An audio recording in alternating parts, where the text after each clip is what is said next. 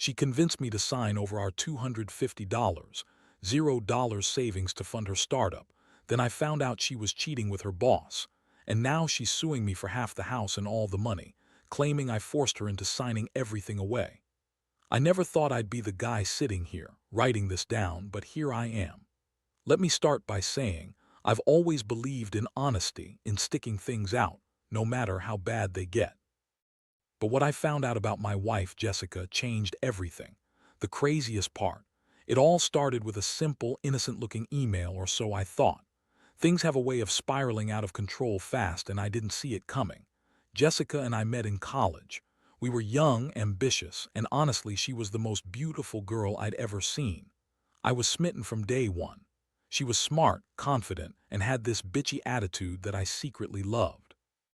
We got married after 5 years of dating, and everything seemed perfect. We had a good life, decent jobs, a nice house, and a shared dream of building something together. I was the breadwinner. She was working on her startup, which she was obsessed with. I supported her, invested our savings, about $250, $0 in total, hoping it would pay off someday. At first, everything looked fine. She'd come home late sometimes, but I chalked it up to her working long hours. She'd say she was networking, meeting investors, or working on her pitch. But I noticed she was more secretive lately, hiding her phone, deleting texts, and snapping at me if I asked questions. I didn't push her too hard at first, thinking maybe I was overthinking. But then I started noticing inconsistencies in her stories. She'd tell me she was at a coffee shop, but her location on my phone would show she was at a different place altogether. Small things, but enough to make me suspicious. One night, I came home early because I wasn't feeling well. I decided to surprise her, and I walked into the house expecting to see her working on her startup stuff. Instead, I found her in bed, not alone. There was this guy, her boss, I later found out, half naked, tangled in sheets, whispering in her ear. I saw the way she looked at him, that smug, bitchy smirk that she always put on. When she thought she was getting away with something, my stomach dropped. I froze and I couldn't believe my eyes. How long had this been going on? I felt like I'd been punched in the gut. I didn't say anything at first. I just backed out, closed the door quietly, and sat on the stairs for what felt like hours. My mind was racing.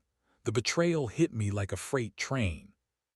I had trusted her with everything, our money, our future, and here she was cheating on me with her boss, a guy she always pretended was just a client or a business contact. That's when I knew I had to confront her. But I didn't want to do it right then. I needed to gather myself first. I needed to figure out what this meant for us. Because the way she lied, the way she acted like I was the one overreacting when I asked her about her late nights, it all made me realize how deep her deception ran. Next day, I decided to look through her emails and texts. I found dozens of messages, flirty, suggestive, sometimes outright explicit. They exchanged pictures, plans to meet up after hours, and even code words I didn't understand at first. She was hiding everything from me, and I felt stupid for not seeing it sooner. I had trusted her with our savings, with our marriage, and now I was staring at proof she'd been lying to me for months. The worst part, she convinced me to sign over our savings, saying she needed the money to fund her startup, promising it would make us rich someday. I thought I was helping her build her dream, but instead I was funding her affair. I was furious, hurt, and confused. I felt like I didn't even know who she was anymore. The woman I married, the woman I loved, was gone. In her place was someone who lied, cheated, and manipulated her way through our life. I didn't sleep that night, and the next morning I knew I had to confront her. I had to hear her explain herself. But deep down, I already knew the truth, that everything I thought I knew about her was a lie. The day I confronted Jessica was a blur of rage and disbelief. I remember standing in the living room, my fists clenched, the email printouts and text messages burning in my mind. She was sitting on the couch, her usual bitchy smirk replaced by a look of annoyance, like I was bothering her. She knew I'd found out. I could see it in her eyes. I started with the facts.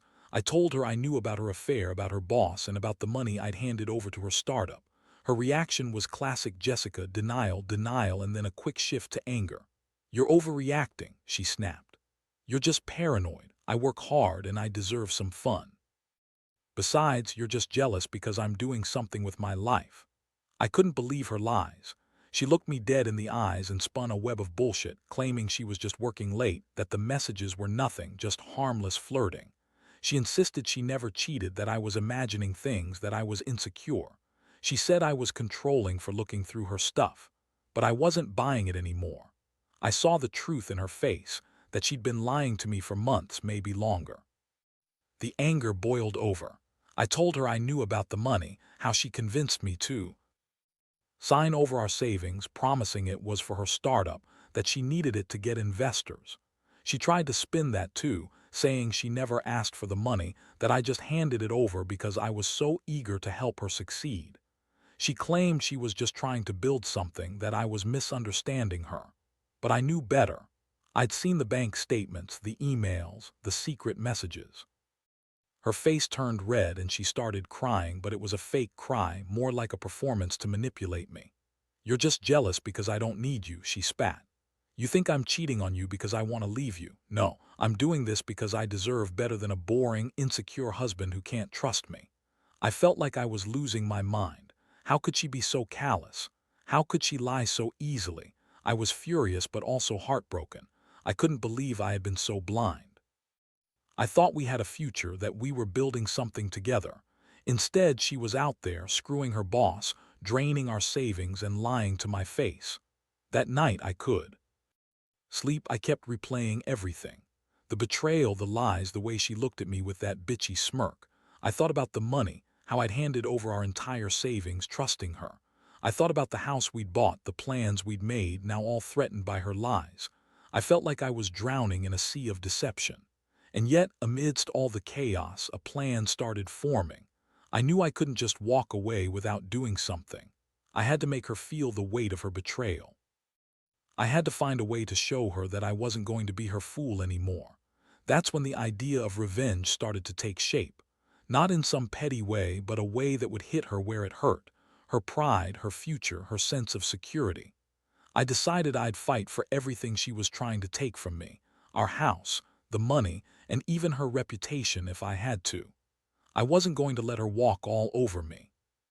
I'd learned something that day. Trust is fragile, and once broken, it's nearly impossible to repair. But I also learned that I could take control of the situation, even if it meant tearing everything down first. I didn't sleep that night either. Instead, I made a list of what I needed to do: gather evidence, speak to a lawyer, and plan my next move carefully. I knew I had to be smart. Jessica was a manipulator. She'd try to spin her way out of this, maybe even sue me for custody of the house or claim I forced her into signing over our savings. I'd heard she was already talking to a lawyer, trying to spin her version of the story. I realized I was in for a fight. But I also knew one thing: she wasn't going to get away with it. Not without consequences. Not without paying for the pain she'd caused me. I had to be ready for whatever came next, because once the truth was out, everything would change. And I was determined it would be on my terms, not hers. The next few days turned into a nightmare. I was trying to process everything: her betrayal, her lies, the money gone, and the house suddenly feeling like a battlefield. I called a lawyer first thing, and surprisingly, he was pretty straightforward. He told me Jessica's claims about me forcing her to sign everything were baseless, especially since I had all the emails and texts proving she was the one pushing to sign away the savings. That was a small victory, I guess, but it didn't make the gut punch any easier. Jessica, of course, was trying to spin her story. She told everyone I was controlling, that I'd forced her into signing papers she didn't understand, that I was jealous and paranoid. She even claimed I had threatened her when I found out about her affair. The audacity. She knew she was lying, but she was good at it: bitchy, manipulative, and relentless. She hired her own lawyer, of course, and I could tell she was planning to fight me on everything: custody, the house, the money. Meanwhile, I dug deeper into her startup. I hired a private investigator just to confirm what I already suspected: that she was still seeing her boss. Sure enough, there were photos, emails, and even some messages confirming their affair was ongoing. That was a slap in the face. How could she be so reckless? After all I'd done for her, supporting her dreams, trusting her with our future, she was out there screwing her boss and lying to my face. I started to realize that her plan wasn't just about her startup anymore. It was about manipulating the situation to her advantage. She was trying to turn the tables, make me look like the bad guy, and keep the money and the house. I knew I had to fight fire with fire. I started collecting everything, bank statements, her emails, her texts with her boss, and organized it all. I wanted proof that I could use in court if it came down to that. One night I found her in our bedroom packing her clothes. She was bitchy as ever, smirking when she saw me watching her. "What are you doing?" I asked, voice cold. "Getting ready to leave," she shot back. "You've made it clear you don't want me around. I'm taking what's mine." "You're not taking anything," I said. "You've lied, cheated, and manipulated me. You think you're entitled to everything because you're building a startup. No, you're just a bitch who screwed her boss and lied to my face." She rolled her eyes and huffed. "You're just insecure. You're jealous because I do. Need you anymore. I'm better off without you." That was when I decided I'd had enough. I told her she wasn't leaving without a fight. I warned her that I'd be taking her to court for the house, the savings, and full custody of whatever was left of our assets after all her bullshit. I told her I had all the proof I needed, and I was ready to do whatever it took to make her pay for what she'd done. The next few weeks were a whirlwind of legal battles, accusations, and more secrets coming out. Jessica kept trying to spin her story, claiming I was abusive and controlling, that I forced her into signing the papers. She even tried to sue me for half the house and the savings, claiming I'd threatened her to get her to sign. It was all bullshit, but she was good at pretending to be the victim. Her boss, of course, denied everything, but the evidence was damning. I had her texts, her emails, and even witnesses who confirmed her affair. The judge saw through her lies pretty quickly, but Jessica was relentless. She hired a team of lawyers, and it became clear this wasn't going to be settled easily. Meanwhile, I was feeling more betrayed than ever. I'd given her my trust, my savings, and my love, and all I got in return was a bitchy, manipulative wife who thought she could walk all over me. Every day, I felt like I was fighting a losing battle, but I knew I couldn't give up. Not yet, because if I did, she'd win. And I'd be left with nothing but broken trust and a house that wasn't really mine anymore. I kept reminding myself that I had to stay strong, that I had to hold my ground.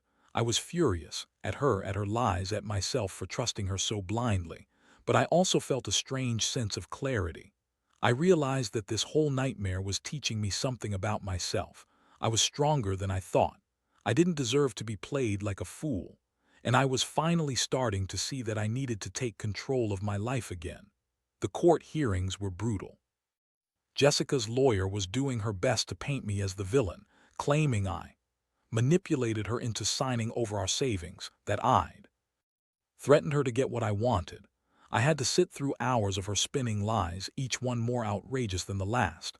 But I had the evidence, texts, emails, witnesses, and I made sure the judge saw everything clearly. Still, the process dragged on for weeks. Jessica kept up her bitchy attitude, acting like she was the victim, crying fake tears in court and accusing me of controlling her, of forcing her into signing the papers. She even went as far as claiming I'd threatened to take her child away if she didn't comply. That was the last straw. I knew she was trying to use the child to get sympathy, and I refused to let her manipulate the court like that. Meanwhile, I found out she was still seeing her boss. Her affair was ongoing, and she thought she could keep it hidden forever. I had a private investigator follow her, and the evidence was shocking. They met up after hours, sometimes in hotel rooms, sometimes in her boss's car. I saw the photos, the videos, the proof that she was still cheating on me while she was claiming she was innocent. It infuriated me. How could she lie so blatantly? The more I dug, the more I realized she was willing to do anything to keep her hold on the house and the money. She started pushing for full custody of our house, claiming I was abusive and unfit. She even hired a new lawyer, one who specialized in manipulation and character assassination. I knew I had to be prepared for her next move. One day, she showed up at my office unannounced. Her bitchy smirk was back, and she was dressed to kill. "You're never going to get away with this," she sneered. "You think your little evidence is going to stop me? I've got a lawyer too, and I'm not backing down." I looked at her coldly. "Jessica, you're not getting the house and you're not taking my money. I've got everything documented and I'll fight you in court. You want to lie and manipulate, fine, but I've got the truth on my side." Her eyes narrowed. "You're just jealous because I'm doing better than you. I don't need you anymore. And once I get full custody, I'll be free to do whatever I want, sex, work, whatever. You're just a control freak." That moment I realized how deep her narcissism ran. She was convinced she was untouchable, that she could lie her way out of everything. But I was done playing her game. I knew I had to stay focused, stay calm, and keep fighting. In the meantime, I started to think about my next steps. I couldn't let her take everything without a fight. If she succeeded in her plans, I'd lose not just the house, but also the little bit of dignity I had left. I decided I'd go all in, gather more evidence, prepare for the worst, and make sure she paid for every lie, every betrayal. I also started to realize how much this whole thing had changed me. I used to be the guy who believed in fairness and second chances. Now I saw things differently. Trust was a fragile thing, and once broken, it's hard to repair. I learned that sometimes you have to fight dirty just to get back what's yours. And more than anything, I learned that Jessica's real face was a lot uglier than I ever imagined. Every day felt like a war. I was exhausted, drained, but I kept pushing. I couldn't let her win, not without a fight. I knew she was counting on her charm, her bitchy attitude, and her lies to get her way. But I had the truth, and I had proof. I just had to hold on long enough to make her see that I wasn't going down without a fight. By now, I was deep into the legal process, and it was clear Jessica's strategy was to wear me down, to make me give up or cave in. She continued her manipulative tactics, playing the victim, crying in court, claiming I was abusive, controlling, and forcing her into signing documents she didn't understand. She even tried to turn friends and family against me, spinning stories about how I was a terrible husband who threatened her and kept her from her dreams. The sheer audacity. Meanwhile, I was gathering all my evidence, her texts with her boss, the emails about her affair, the bank statements showing our money was drained. I hired my own lawyer, and we worked tirelessly to prepare for the final showdown. We knew Jessica would try to spin her narrative, so I made sure every piece of proof was airtight. I also hired a private investigator to follow her, and the footage was damning. They met up in secret, exchanged flirtatious messages, and even had planned meetups in hotels. The most frustrating part was her constant denial. She'd sit there in court with her bitchy smirk, insisting she was innocent, that I was just jealous, that I'd forced her into signing the papers. She claimed she was doing everything for her startup, that I was trying to control her, that she deserved to keep the house and the money because she was building her future. She lied through her teeth, and I could see the contempt in her eyes. I remember one particular day in court when she tried to claim I'd threatened her if she didn't cooperate. Her lawyer pushed her to testify, and she looked right at me, pretending to be upset. But I knew the truth. I'd never raised my voice at her, never threatened her. I had the proof, text messages where she was the one pushing for the money, pushing for the house, pushing for the divorce. It was her who was trying to manipulate everything. Jessica's lawyer then filed a motion to get full custody of the house, claiming I was an unfit parent because I was mentally unstable and controlling. I was furious. How could she lie so blatantly? I knew I had to fight harder. I had to show the court who she really was, this bitchy, manipulative woman who thought she could get away with everything. I started working with a custody evaluator, making sure my side was clear and that I documented all her lies and manipulations.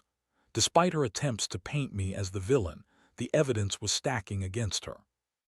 I had witnesses who confirmed her affair, bank records showing she drained our savings, and messages where she blatantly lied about her intentions. My lawyer told me we had a strong case, but I knew Jessica wouldn't go down without a fight. She was relentless, and she'd do anything to keep the house, the money, and the illusion of being the victim. One day she came to my office again, this time with a new lawyer and a new attitude. "You think you're going to win?" she sneered. "I've got people too, and I'll ruin you if I have to." Her bitchy tone was almost amusing. She thought she could threaten me into submission. But I looked her straight in the eyes and told her, "Jessica, I've got everything documented. I'm not backing down. You're the one trying to manipulate the system, not me." That moment, I knew I had to stay strong. I couldn't let her push me around anymore. I'd fought hard for the truth, and I was determined to come out of this with what's rightfully mine: our house, our savings, and maybe even some respect. I realized that her lies and manipulations were just a desperate attempt to hold onto her false sense of control. But I was done being a pawn in her game. Looking back now, I see how much this whole ordeal changed me. I learned that people can be incredibly selfish and manipulative. I learned that trust, once broken, is nearly impossible to repair. And I learned that sometimes, to protect yourself, you have to fight dirty. Not in a violent way, but in a way that exposes the lies and manipulations for what they really are. Most importantly, I learned that I'm stronger than I thought. Jessica's bitchy attitude, her lies, her cheating, it all tried to break me. But I refused to be broken. I refused to let her take everything I worked for. So I kept fighting, kept gathering evidence, and kept telling the truth. Because at the end of the day, that's all I had left, and I knew I wouldn't let her take that away from me. The final court hearing was the culmination of everything. Months of legal battles, lies, manipulations, and sleepless nights all came down to that one day. I sat in the courtroom, feeling a strange mixture of exhaustion and relief. Jessica was there, looking bitchy as ever, trying to wear her fake tears and smug smirk, but I could see right through her. She thought she had won, that her lies had carried her this far, but I knew better. When the judge finally spoke, it was clear she saw through Jessica's bullshit. My evidence was solid, proof of her affair, her manipulation tactics, her attempts to falsely accuse me, and the financial records that showed she'd drained our savings to fund her startup and her affair. The judge listened carefully, then delivered a verdict that was as satisfying as it was inevitable. Jessica was ordered to pay back all the money she took, relinquish her claims to the house, and lose custody of the child she'd been trying to manipulate into her favor. Her face twisted in anger and she started to protest, but it was too late. The judge's decision was final. I felt a weight lift off my shoulders. For the first time in months, I could breathe again, knowing I'd fought for what was rightfully mine. Jessica stormed out of the courtroom, screaming and bitching, but I didn't care. I knew I had won because I played it smart, by exposing her lies, by standing my ground, and by never backing down. In the weeks that followed, I moved out of the house. I sold her shares of the property, paid off any remaining debts, and started rebuilding my life from scratch. Jessica, of course, tried to appeal the decision, but her attempts were futile. Her reputation was tarnished, and her plans for the house and the money were in ruins. She had lost everything: her false image, her control, and her grip on my life. Looking back, I realize how much I've grown through this ordeal. I learned that trusting blindly can be a huge mistake, but fighting for what's right is worth every sleepless night. I learned that some people, even those you love, can betray you in ways you never imagined.